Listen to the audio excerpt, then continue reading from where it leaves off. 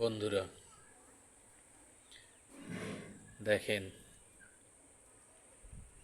নিচে গাছপালা, উপরে আকাশ দুই ভাগে বিভক্ত হয়েছে। নিচের দিকে সাদা, উপরের দিকে আকাশ কালো মেঘ।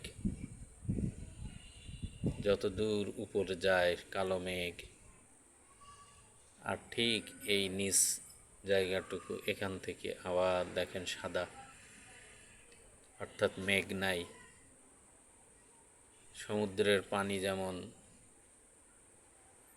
আল্লাহ পাক ঘোলা পানি এবং পরিষ্কার পানি দুই ভাগে বিভক্ত করেছে, ঠিক এটাও দেখেন একই আকাশ, অথচ উপরের থেকে মেঘ কালো, নিচের থেকে সাদা আকাশ। দেখতে ভালো লাগলো, তাই ক্যামেরা বন্দি করলাম আপনাদের দেখানোর উদ্দেশ্যে। ধন্যবাদ।